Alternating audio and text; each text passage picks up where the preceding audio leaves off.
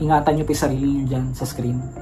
Sa pagmumukha po ng babaeng yan. Lang, 500,000 piso ang in-scam niya umano ha, sa aking subscriber.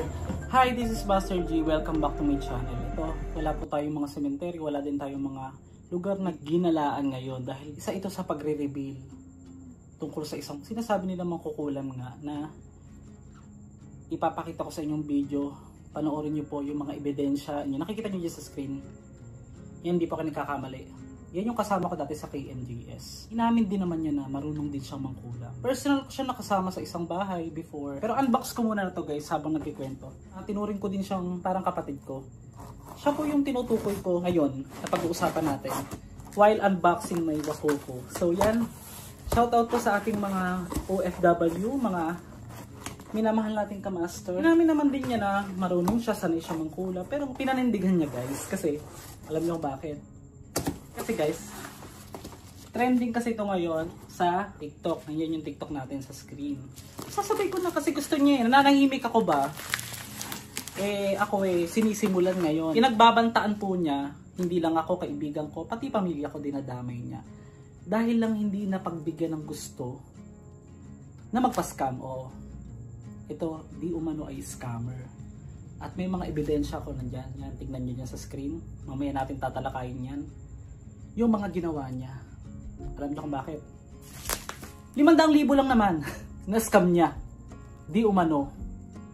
Mula sa akin, hindi ko na muna babanggitin dahil nakapasa, yung mga kaso ay nakasampa na at personal. Sinabihan na rin ako nitong subscriber ko na huwag na lang muna daw kasi tahimik silang nagtatrabaho ngayon. Pero sabi niya okay lang daw na maglabas ng video na ganito. Pag-usapan at ipakita na yung pagmumukha. Oo, yan nandyan. Diba? Tingnan yung mukha. Sabi niya sa akin, manyak daw ako. Manyak daw ako na bayot. Sabi niya, galit na galit. Sabi ko naman sa kanya, bakit ikaw? Di ba nagpapalubot ka nga sa asawa mo? Sabi ko sa kanya, dahil sino mas manyak sa atin? Meron ka namang natural na butas. Bakit doon ka magpapapasok sa isang butas? Wala naman talagang kinalaman yun. Wala na kasi siyang masagot sa akin, kundi pamimersonal na lang. From the start, tinuring ko talagang kapatid ito. Pinagkatiwalaan ba? Pero ngayon, hindi lang nabigay yung gusto.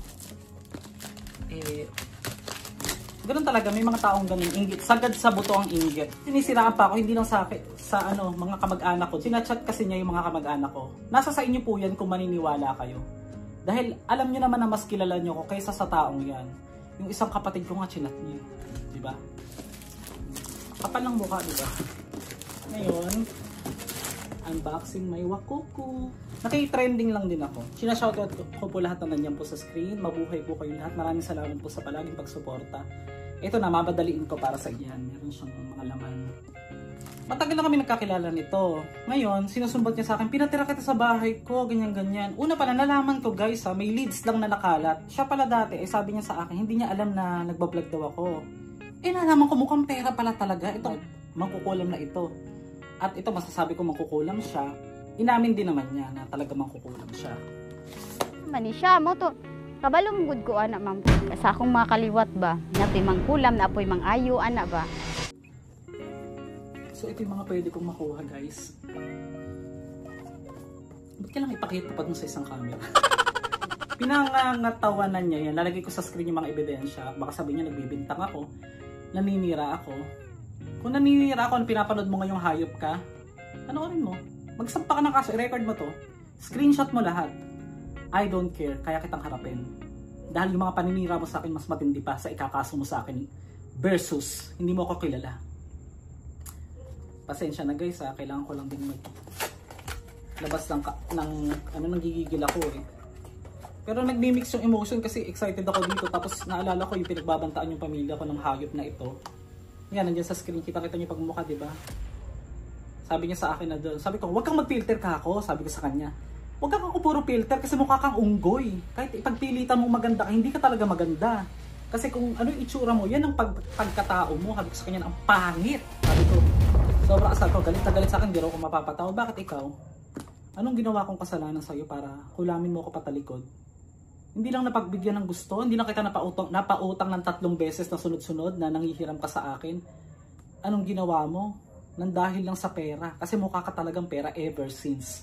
Kasi alam mo vlogger ako, alam mo palang vlogger ako talaga kaya mo ako pinilit patirahin. Diyan sa isang construction sites mga master na dati doon nagtatrabaho yung asawa niya. Umalis sila doon at ang sabi lang di umano wanted daw sila. May mga in-scam din daw umano. Buksan na natin siya, huwag natin tatagalin. Ito siya, may laman siya. Violet. Naku po, violet din to sigurado. Ay, ang orange. Master, ay, ang cute! Hala, ang cute niya!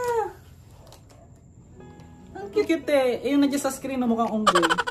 Worth it siya guys. Grabe. Nandiyan po sa yellow basket sa TikTok. Puntahan nyo kung gusto nyo umorder nito. Ang cute. Cute naman yan. Naiikot-ikot yung kamay nito. Napanood ko lang. Ganito. Si Eman, BFF, pinagbintangan niya na silang lucky phone. Nawala kasi ni Eman yung phone ko before. So ngayon, hinulaan niya ako.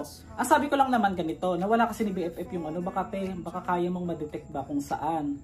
Kasi ang last kita namin nito, 1 year mahigit na eh. Dahil nga nalaman kong scammer at ginamit yung pangalan ko para manghutot ng 500k.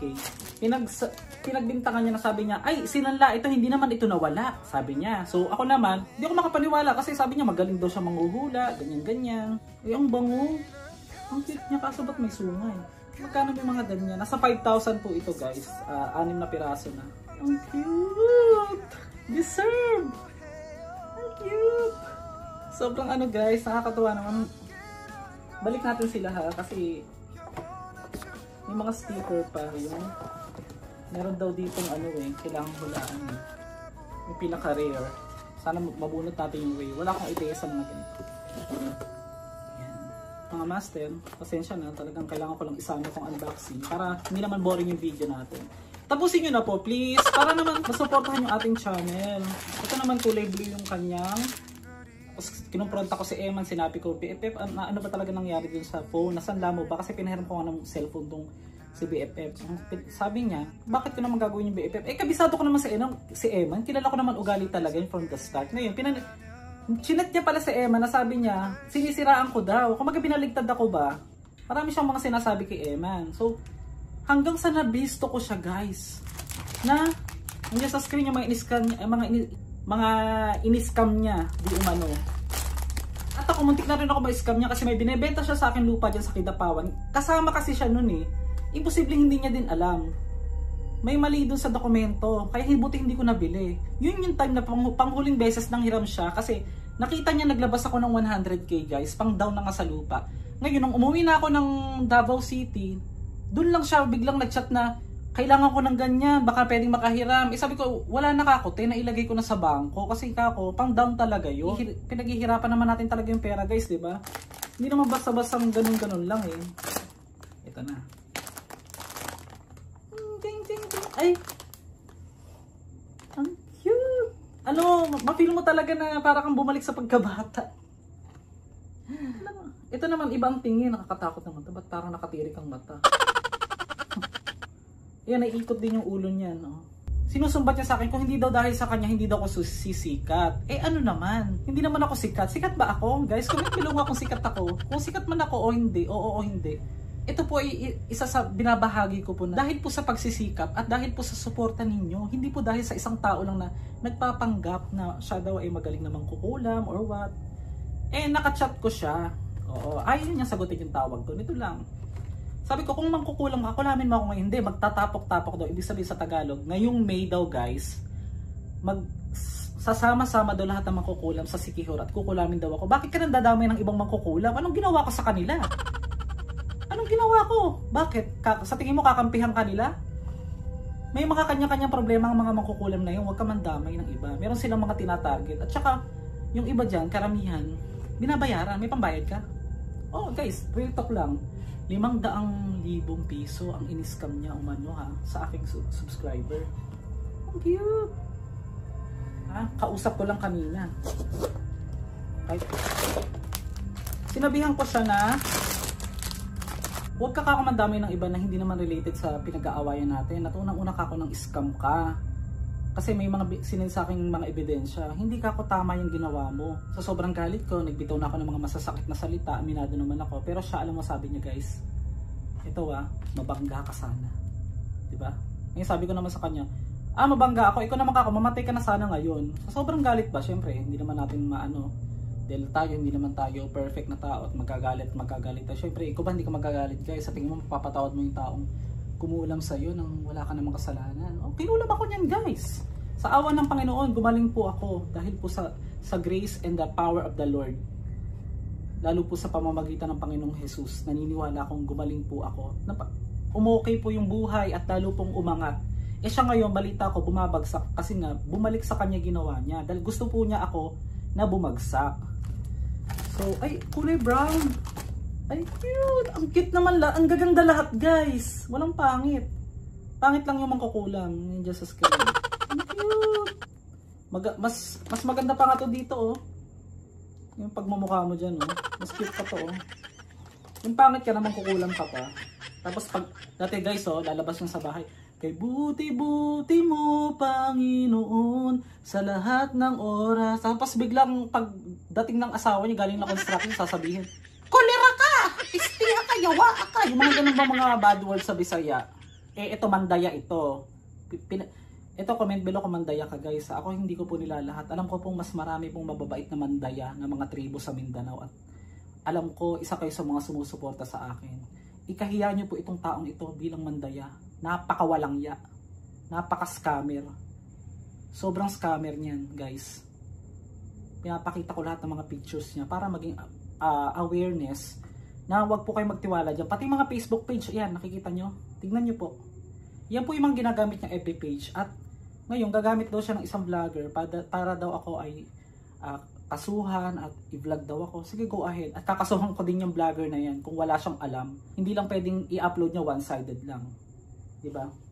Pasensya na guys. I don't want to share negativity, pero ito ay nangyayari. At pwede ding mangyari sa kahit sino man sa inyong nanonood. Pati pamilya ko doon dadamay na mabangga ka sana. Mga ganun-ganon. Ang buhay natin, hindi natin ititiwala naman sa sarili natin eh. At kahit ikakatakot natin yung kamatayan, hindi naman talaga ganun. Ang Diyos lang po ang nakakaalam.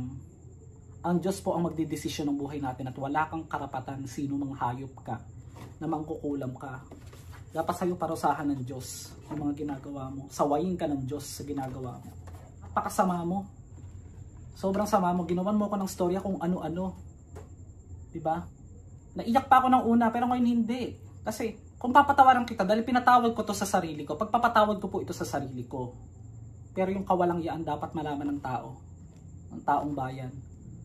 Ng isang mangkukulam. May part pa to guys na umamin.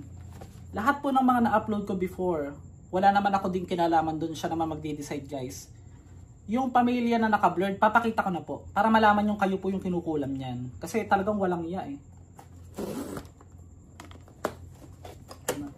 Parang hindi tuloy ako enjoy mag-unbox. Naghahalo yung emotion ko guys. Pasensya kasi kailangan ko talaga eh. Kasi buong pamilya ko yung dinadamay. Ako lang naman ang kaaway niyan. Tayo magkaaway, akong harapin mo. Tapos sabi niya, huwag ka magtago. Hindi ako nagtatago. Bakit kami magtatago? Ibinlock kasi namin siya sa mga personal account namin guys sa Facebook. Ngayon, hindi pa pala siya na-block ni BFF dahil yung isa kailan lang nabuksan ng BFF yung FB niya. Doon na nakita lahat ng mga message doon, wag daw kami magtago, nagtatago kami. Ba't sino ka? What the hell or who do you think you are? Grabe, wala na ako masabi sa'yo. Ay, ang ganda naman ito. Ay, ang ganda. Kulay red. Di ba rare? Cute niya. Ang cute! Yumaman lang daw ako, mayabang na. O halatang inggit, di ba? Inggit ang nangyari kasi sa kanya talaga, guys. Kasi parang si Satanas, kinukumpara ko siya kay Satanas. Alam niyo bakit? Ito kahit tao ito, hindi naman talaga dapat ikumpara ang tao sa isang, alam mo na, kampo ng kadiliman na si Satanas. Kasi guys, ganito eh. Si Satanas kasi nagmula din yung inggit niya na gusto niya makipantay sa Diyos. Gusto niya maging gaya sa Diyos, di ba? Yun, binubulid sa apoy. So, ang mga mangkukulam, binubulid po yun sa apoy o dinadala po sa impyerno yan. Lalo na pag hindi sila nagbago. Baka, alam mo, pag bumili ka nito guys, sulit na sulit talaga yung price. Tapos sa box guys, ito parang ang tagal natin, no? Ano bang binigay mo sa akin? Ngayon sinabihan ko siya. Wala akong naibigay sa'yo. Ano yung mga tinulong ko ng dating kailangan mo ng pera palagi? Every week, halos, lalo na pag magsasahod ako guys, lagi mag-chat-chat yan mga ngamusta. At alam mo na kung ano kasunod ng kamusta, di ba? Yung iba, mga kamusta lang kunyari, pero alam mo na, kukuha ng merong pakay na personal pala. So, yun nga, naging aral naman sa akin to na hindi lahat ng tinuturing mong kapatid, kapatid talaga. Yung pala kapatid pala siya ni Satanas. I don't care, hindi ako takot sa'yo. Dahil mas natatakot ako sa Panginoon na gaganti sa'yo sa lahat ng mga ginawa mo sa aking kasamaan. Hindi lang sa akin, pati mga biniktima mo, may mga subscriber ako, nabasa ko yan, tignan nyo dyan sa screen. Sabi niya, i-block mo na yan si RJ. Oh, nalaman ko lang din. Okay, ito na yun. Ay, ang cute pa rin. Grabe, ang cute naman lahat. Napakaraming pagbabanta. Lalagay ko dyan sa screen yung mga conversation, kayo na po bahalang magbasa. Yung mga eksaktong paraan ko paano siya mang-scam. Para maging aware din po kayo, at yung mga social media niya rin ilalagay ko po sa screen. Tulungan niyo po ako guys, ipaki-share tong video para pakikalat na tong walang yang to, hindi na po ito makapang-scam pa. Kasi ito nga raw yung sinasabing scammer umano, base po sa aking subscriber na may mga ebidensya. Nakasampa na raw po yung kaso. Bago natin unbox tong last, gusto ko lang sa inyong sabihin na itiniwala ko kasi yung sa Panginoon yung buhay ko na Panginoon, bahala na po kayo sa akin kung ano pong mangyari sa akin, kasi hindi po kasi biro. Hindi naman talaga biro ang pag may kalabang ka mga mangkukulang, mga mambabarang, kasi guys, kahit harap-harapan pwede ka naman nila talagang kulamin. Ngayon, nagpapasalamat ako sa tulong ng Diyos na isa po sa mga tumulong din sa akin si Madam Virgie din. Kumbaga kinasangkapan na rin siya ng Panginoon para po ako ay gumaling at magising sa katotohanan. Kasi nung time na magkaibigan pa kami niyan, pansin ko lang guys ha, sana tapusin yung video, mamaya ko na ito pero nakalagay na dito yung maganda sana yung super future, makuha ko yung violet to. Ang mangkukulang kasi nasa Biblia naman talaga yan. Ang pakilala niya ng una is manggagamot siya. Nakita at nalaman naman natin na hindi naman talaga siya manggagamot. Kasi wala naman din gumaling sa kanya. Kahit yung mga nagpupunta doon pabalik-balik sa Kidapawan. Siya po ay nakatira ngayon sa Kidapawan. Itong tao na ito. At hindi ko na muna i-mention sa inyo kung ano yung exact lugar. Basta isang barangay sa Kidapawan City. Nandun siya ngayon. At pinagbantaan niya ako, pati yung pamilya ko, idadamay niya. Ako ang harapin mo. Wala akong ginawang kasalanan sa'yo. Ang naging kasalanan ko lang siguro, nagsikap ako sa sarili ko. Kaya ako umaangat at hindi mo dapat kainggitan. Kasi inggitera ka, mukha kang pera. Nang dahil sa pera, gagawa ka ng mga kagaguhan mo. Alam mo kung bakit? Pero mo guys, minamadali, sabi niya, magbibigay ka ba o hindi? Ganoon niya raw yung aking subscriber. Kanina kausap ko lang. Magbibigay ka ba o hindi? Kailangan ko ng 35,000 kasi magpapastart na ako magpatayo ng bahay. Di ba? Ambisyosa. Kapal ng mukha, di ba? Nung nakaraan, nanghihingi naman daw ng, yung nakikita nyo dyan sa screen, yung mga unti-unting hihingi. Minsan daw, 3,000 everyday, 5,000 pinapadala ng subscriber ko. Isang flight stewardess yun sa part ng Europe. Tapos ngayon, ginamit ko yung pangalan ko guys. Ang masakit pa kasi, akala ng subscriber ko na yun ng una is, alam ko, no, I will not tolerate anything na may bayad or may about sa pangkukulam. Kasi siya, nangkukulam siya, alam ko, pero hindi ako nakikialam sa kanya, umpisa pa lang guys eh. Alam mo, sabihin ko, tigilan mo na yung pangkukulam. Sinasabihan namin siya. Soksi ang mga tao na nakakaalam. Maraming kayong hindi pa alam sa story guys. So kung gusto nyo kunin yung side niya, edi kunin nyo rin. Wala naman din ang masama dun eh. Pero guys, ingat kayo sa taong yan. Kasi gagawin ng lahat para lang sa pera ng hayop na yan. Hindi naman kasi talaga siya tao para sa akin. Hindi gawain ng tao yung ganyan. Diba sabi ng Diyos, lalangin natin ng tao ayon sa ating larawan at wangis. Nasa Genesis yun. Hindi ako masyadong maano sa Bible ha. Pero tao yon ha, yung sinasabing lalalangin ayon sa wangis nila. Sa tingin mo ba, wangis ba ng Diyos yung paggawa ng kagaguhan na ginagawa mo ngayon, na pangkukulam? Tapos dinadamay mo pa yung iba, nanghihikayat ka ng ibang mangkukulam para ipakulam yung buong pamilya ko. Ito masasabi ko sa'yo, antayin mo yung ganti ng Diyos. Kada hakbang mo may ganti. So, ang balita ko, ito pa ha, yung asawa daw niya, galit na galit daw sa akin. O bakit? Bakit kayo magagalit sa akin? At pupunta raw sila ng agusan kasi may magaling daw doon na manggagamot at tatrabahuhin daw ako. Ito sasabihin ko na sa inyo ha. Alam nyo na yun guys, papatayin. papatayin ako kasi handa naman talagang nilang gawin yan. Si BFF, grabe yung ginawa nila kay BFF guys. Nung nagpagamot ako si BFF, nagtaka kami. Share ko na lang Habang ginagamot ako, yung last gamot na sa akin, parang halos mawala ng malay si BFF. Yung pala connected kami, naiisa lang ang gumawa. Pero hindi pa nagpagamot si BFF that time. Nalaman nung nagpa-check up, negative sa anumang sakit. Guys, hindi din siya diabetic. Negative kasi tinitira nga nitong hayop na ito.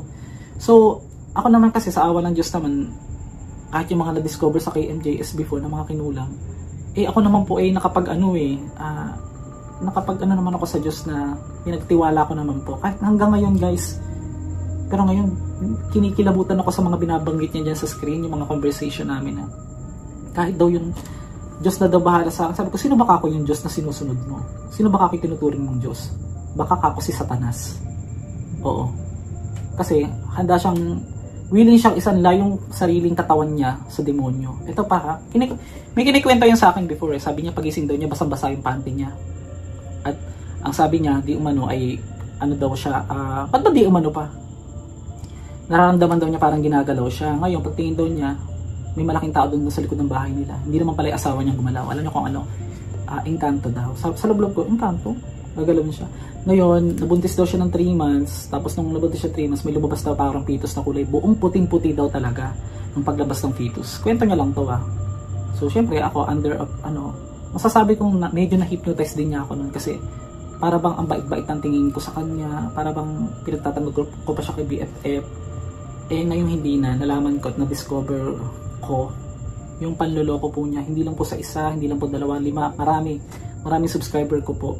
Baka isa sa inyo nakachat nyo yan Ingat po kayo dyan sa mga nandyan sa Facebook. Sa mga mga panloloko niya. Ito naman ginawa ko lang, hindi naman para manira dahil may mga ebidensya din naman ako. At kung gusto niya, willing siyang magsampa ng kaso, haharapin kita. Kasi yung mga paninira mo rin sa akin, nakarecord pala sa subscriber ko lahat. Yung mga personal na buhay ko, kung ano-anong puro kasinungalingan na pinagsasasabi mo na mga paninirang puri sa akin, ikaw ang maghanda dahil malapit na tayo magtuos. Magtutuos tayo hindi sa sa korte. Antayin mo. So, yan guys, ito unbox na natin para mabilis. Kumbaga masasabi ko lang na kundi din dahil sa mga dalangin nyo, mga prayers nyo sa akin. Siyempre sa aking pamilya, sa aking mga kaibigan na patuloy na pinagdarasal po ako, maraming salamat po sa inyo. Pero ako po, masasabi ko, sawayin ka nawa ng Diyos sa ginawa mo sa akin. May araw ka din sa Diyos. Mananagot ka sa Diyos. At lahat yan ay susulitin mo or lahat yan ay haharapin mo. Yung mga ginawa mong mga panggigipit sa kapwa, pang-aargabyado dahil sa sinasabi mong magaling kang mangkulam o mangkukulam ka. Sa'yo naman nagmula yan Hindi niya ako pwedeng sabihin kasuhan na mangkukulang, pinagbibinta ka na mangkukulang. Inamin mo naman din, may interview ka nga sa KMJS, di ba? Kaluoy pud ani uy nga siya gikulam man siya mo to. Kabalong gud ko ana ma'am. Mo to. Kabalong gud ko ana ma'am. Tsaka guys, ingat kayo, hindi po lahat hindi tinatablan ng kulang. Totoo po yan, may mga tatablan talaga. Dapat ito sana yung blue kaya lang ito yung lumabas. Wala, brown. Better luck next time. Guys. Okay na rin naman, parang sisiw. Yung binibenta sa Ang cute Hindi ko din sure kung, kasi magpatawad kayo sa mga tao na nagkakasala sa inyo para patawarin din kayo ng Diyos. May ganun kasing verse sa Bible. Ako hindi ko naman din sa inaano na nakikialam ako or what. Pero, depende siguro din sa tao. Hindi natin masasabing lahat ng tao Kasi hindi po lahat ng tao deserve patawarin. Katulad po ng mga mangkukulam, pinapatay nga po nung una yan Binabato sila hanggang mamatay sa kanila. Doon sa, yung mga dating sa Bible, hanggang mamatay po binabato sila. Kito. So, una po, may ibibigay po sana sa amin yung KMJS ng 2,500 for... Ito kasi confidential, pero sasabihin ko na rin para lang din po malaman. Kasi that time, hindi talaga ako nag-expect na magbibigay. Kumbaga parang pang lang ba, pamerienda or what, pang bigay lang sa'yo dahil na-interview ka. Ang una pong binibigay is 2,500. Ngayon, nag-expect siya ng 10,000. Ito real talk to kausap ko siya that time. Kulang daw yan. Ganun. Sabi ko, teka ko, wag na tayo mag-expect na bibigyan tayo ng malaki. Kasi dream ko lang talaga ma-feature sa KMJS Malaking pagbabago po sa buhay ko ito. Maraming salamat po sa KMJS sa inyo. At ito nga, Balik tayo doon guys ha. Ikwento ko na lang saglit para matapos na. Medyo mahaba na yung video eh. Nung bibigyan na ng 2.5, nagreklamo siya noon. Tapos masama ang tingin niya, parang ano na, galit. Para siyang galit. Kinausap ko yung producer, si Ma'am Sassy. Sabi ko, Ma'am Sassy, ikaw kung ganyan, baka pwedeng madagdagan. So dinagdagan na lang, hindi ko na pa sasabihin yung exact amount. At malaki-laki naman din yung nadagdag. Guys, alam mo ba yung para sa part ko, ibinigay ko na sa kanya. Oh, natanggap ko yung pera, pero nung sumahod na ako, halos nabigay ko din naman sa kanya. At yung kinita ng video ng mga nag-million views guys, nakabili ng cellphone yung asawa niya at binigyan ko din. Ano raw bang binigay ko sa kanya? Ito, sinasabi ko sa iyo ngayon, kung ano yung mga binigay ko sa iyo. Gusto mo ng sumbatan? Sige, isusumbat ko kasi walang iya ka. Kung hindi ka naging walang iya, kung hindi ka naging traidor, ako daw ang traidor, siya daw, hindi niya raw ako mapapatawad. Wow, hiyang-hiya ako. Ikaw tong kumulam sa akin, sa mga kaibigan ko, tapos sasabihin mong ikaw yung hindi magpapatawad. Ano ka? Sino ka? Oh, sino ka? Ano sa tingin mo kung sino ka? Kaya guys, sasabihin ko, pinapakalat ko yung pagmumukha niyan. Mag-chat man sa inyo yan, huwag niyong i-entertain, mangkukulang po yan, na peke. Alam niyo peke kasi scammer po yan, umano. Kaya ingat na lang guys, kasi kaya ako naman to shinare, para po sa mga minamahal ko subscriber, na huwag pong mabiktima nitong babae na ito, na naghahasik ng lagim, lalo po dyan sa mga subscriber ko sa Kidapawan. Ako, malapit lang po yung bahay dyan. Ingat po kayo dyan. Hindi po yan yung babae na masasabi nating matinong babae. Kasi nga, isa po siyang kampon ng kadiliman. Go ahead. Kung anong gusto mong gawin. May Diyos naman. Sino ka? Sabihin ko lang, sino ka? Anong tingin mo sa sarili mo? Diba? Pinasikat daw ako ng manggagamot na kakilala niya, si Kuya Emil yan. Shout out kay Kuya Emil. Kuya Emil, alam ko nanonood ka. Ikaw yung nilapitan ko dati sa subscriber ko na tinulungan namin din nung kinulam yung subscriber ko. Umpisa pa lang, alam mo kung gaano ako mararamdaman mo kung mabuti o masama akong tao. Nag-usap tayo, Kuya Emil. Nangako ako sa'yo, oo, nangako ako sa'yo na babalik ako dyan. Kasi nakita niya sa akin guys, nung una sisikat daw ako, makikilala daw ako, ganun. At ayun ang pinagkakalandakan nitong peking makukulam. Itong makukulam na ito. Kasi masasabi kong peke kasi wala namang effect yung mga ginawa niya. Lalo na sa mga ang ginawa niya kasi guys, pinatrabaho niya raw ako, umano. Hindi ko nasasabihin kung kanino. Ito, Kuya Emil na, ikaw yung makukulam na sinasabi nitong na ipapatrabaho din daw sa akin. Nandiyan, ang katunayan. Sa tingin mo ba, bruha ka? Alam ba ni Kuya Emil yung mga pinaggagawa mo? Pinsan daw yan ng asawa niya ngayon, ng kinakasama niya. Nalaman ko guys, parang third cousin na or what, hindi pala talagang pinsang buo. Ito, kung pinapanood mo to Kuya Emil, alam mo hindi ako naging masama sa'yo. Oo. Ikaw nasa sa'yo yung kapaniniwalaan mo yung babae na yan.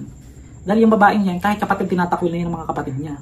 Kahit ang sariling pamangkin guys, hinihinga ng pera, di umano ha, sabi. Ano yan? Maano na yan guys, hinihinga ng pera.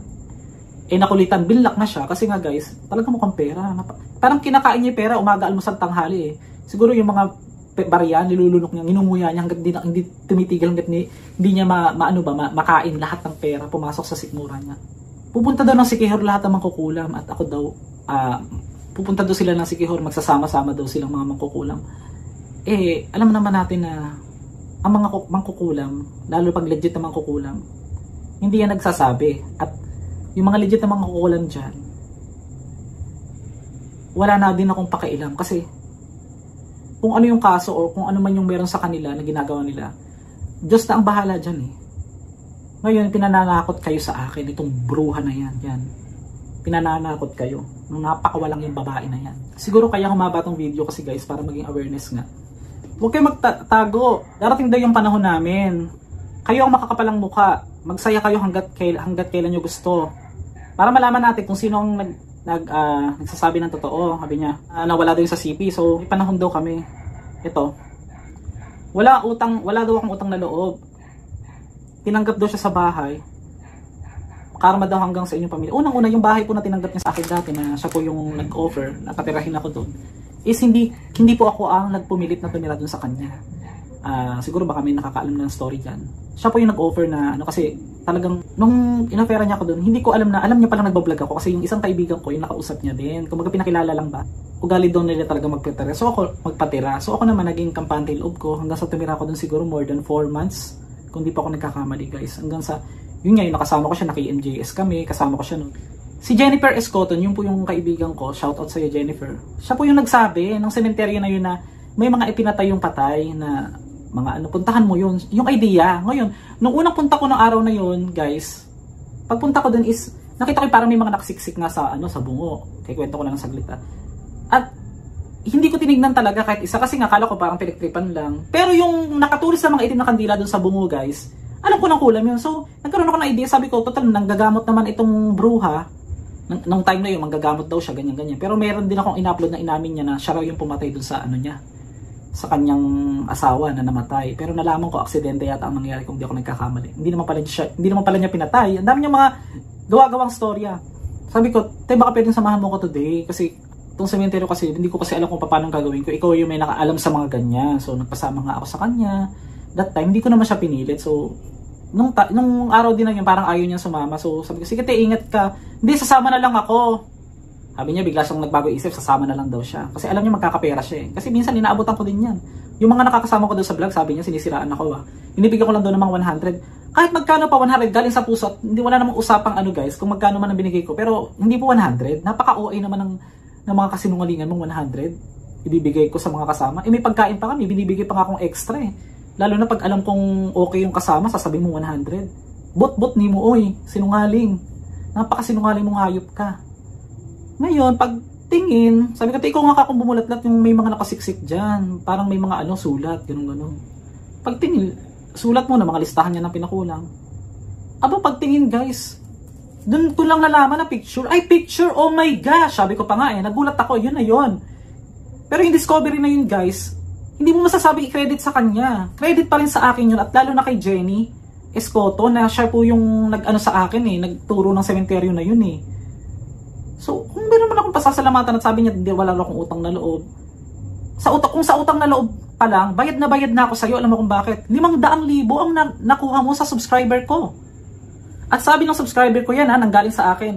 Dapat nga ito sabi ng subscriber ko, dapat nga magpasalamat ka kasi, dapat nga magpasalamat siya kasi, kundi dahil sa'yo, hindi siya makaka-scam sa akin kasi nga ginamit nga yung pangalan ko na wala akong kaalam-alam. Hindi siya makaka-scam sa akin pero mo guys, 500,000, bandang huli na lang binlock niya na kasi nga 35,000 ang hinihingi. Doon na siya nakahalata at minsan daw kahit galit siya, nakakapagpadala siya. Oo. Ngayon, itong bruha na to, may binigay sa akin mga Latin na sulat dati na kinuha niya lang doon sa agusan nga. Para ano daw. Ito, Kuya Emil. Harapin mo ako, Kuya Emil. Kung talaga bang ikaw ay kinasangkapan ng babaeng ito para may gawin sa akin, nasa sayo na yan. Ikaw ang magdadala niyan, Kuya Emil. Dahil tinuring kitang kuya. Akala ko manggagamot ka pero hindi ko alam kung ano yung ginawa mo nga ba talaga. Dahil ang sabi nga nitong bruha, pinananakot ka sa akin na ikaw daw yung gagawa at magtitipon-tipon daw kayo sa Sikihor.